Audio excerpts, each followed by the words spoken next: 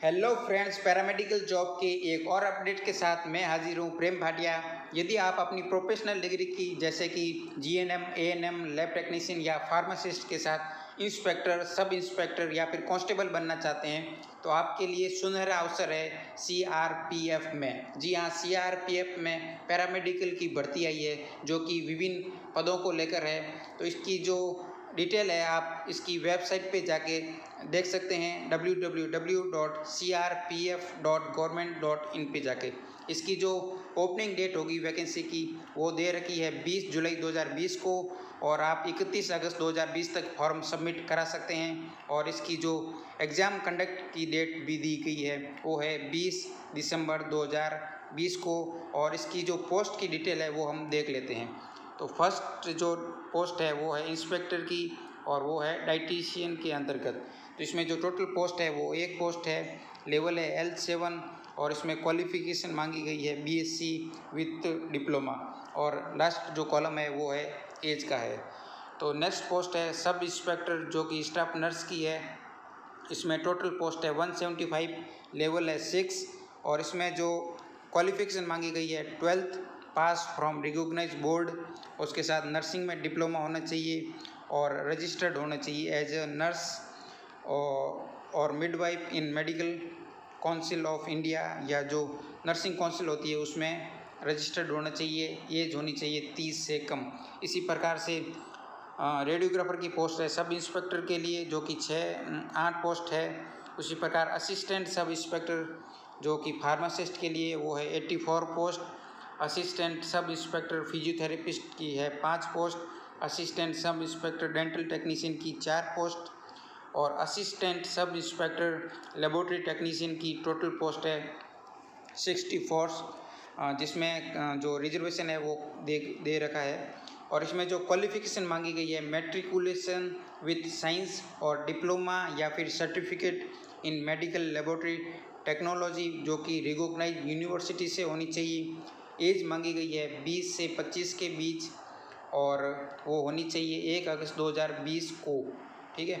उसी प्रकार next post है असिस्टेंट सब इंस्पेक्टर इलेक्ट्रोकार्डियोग्राफी अर्थात ईसीजी के लिए और हैंड कांस्टेबल है फिजियोथेरेपिस्ट असिस्टेंट के लिए, हैंड कांस्टेबल एएनएम या मिडवाइफ के लिए, हैंड कांस्टेबल डायलिसिस टेक्नीशियन के लिए, head constable junior X-ray assistant के लिए और हैंड कांस्टेबल लेबोरेटरी असिस्टेंट के लिए, जिसमें जो पोस्ट दे रखी है वो है 5। इसमें चाहिए मैट्रिकुलेशन विथ साइंस और certificate of laboratory assistant course होना चाहिए। और अगर आपके पास डीएमएलटी है तो वो अच्छी बात है, वो ये अप्लाई कर सकते हैं। लेबोरेटरी असिस्टेंट के लिए एज होनी चाहिए 20 और 25 के बीच। नेक्स्ट पोस्ट है head constable electrician, head constable steward और कांस्टेबल मलाचीज और कांस्टेबल कुक और कांस्टेबल सफाई कर्मचारी, कांस्टेबल धोबी या वॉशरमैन, कांस्टेबल टेबल बॉय और बाकी सारी जो पोस्टें दे रखी है। उसके बाद वाली वो है वेटरनरी के लिए, हेड कांस्टेबल वेटरनरी के लिए, लैब टेक्नीशियन जो कि वेटरनरी का होना चाहिए कोर्स और हेड कांस्टेबल रेडियोग्राफर ये भी वेटरनरी का है। तो ये सारी पोस्ट दी गई है और इसमें जो सारी डिटेल है आप अपनी इच्छा से पढ़ सकते हैं जो भी आपकी क्वालिफ़िकेशन है उसके अनुसार। और सारी डिटेल काफ़ी लंबी डिटेल दी गई है, उसमें क्या क्या क्वालिफ़िकेशन चाहिए, क्या क्या क्राइटेरिया आपको फुलफिल करना है उसके अनुसार है।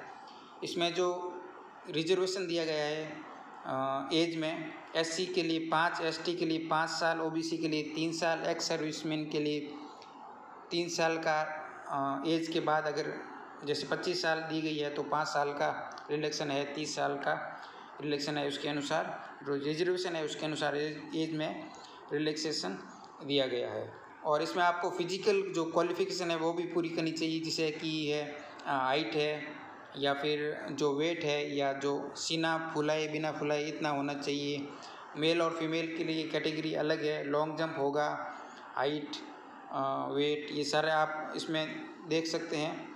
और जब आपका एग्ज़ाम कंडक्ट होगा वो उसके सेंटर भी दे रखे हैं। एग्ज़ाम सेंटर है न्यू दिल्ली, हैदराबाद, गुवाहाटी, जम्मू, प्रयागराज, अजमेर, नागपुर, मुजफ्फरपुर और पल्लीपुरम, ये सारे एग्ज़ाम सेंटर है जहाँ पे इसके एग्ज़ाम कंडक्ट होंगे। एग्जामिनेशन फ़ीस होगी वो होगी 200 रुपये मेल के लिए, अनरिजर्व कैटेगरी के लिए, और बाकी जो फीमेल है और SC ST के जो कैंडिडेट है उनके लिए कोई फ़ीस नहीं है। फ़ीस आप कैसे जमा करा सकते हैं, या फिर बैंक ड्राफ्ट के द्वारा जमा करा सकते हैं, या फिर इंडियन पोस्टल ऑर्डर के द्वारा जमा करा सकते हैं। और जो आप फॉर्म होंगे वो आपको ऑफलाइन जमा करवा सकते हैं, और या फिर आप जो इंडियन पोस्टल है वहाँ से आप जमा कर सकते हैं, अर्थात आप खुद जाके जमा करवा सकते हैं या फिर आप पोस्ट के द्वारा भिजवा सकते हैं, बाई हैंड और या फिर बाई पोस्ट के द्वारा। और वो 31 अगस्त से पहले पहुंच जाने चाहिए। इसमें जो एग्ज़ाम कंडक्ट होगा उसमें 100 नंबर का एक पेपर होगा जिसमें 50 मार्क होंगे, वो जो रीजनिंग के होंगे, जनरल अवेयरनेस अर्थात जनरल नॉलेज के होंगे, मैथ भी होगा और हिंदी इंग्लिश की कंपैरिजन होगा।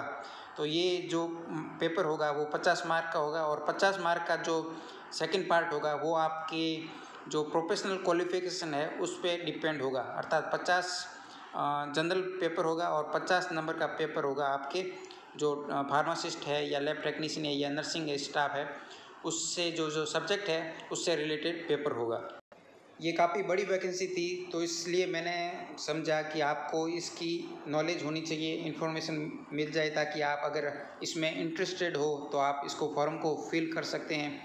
तो इसमें सारी डिटेल दी गई है, फॉर्म भी दिया गया है, उसमें आप ध्यान से पढ़ लीजिएगा फॉर्म और उसको फॉर्म फिलअप करके सबमिट करा दीजिएगा।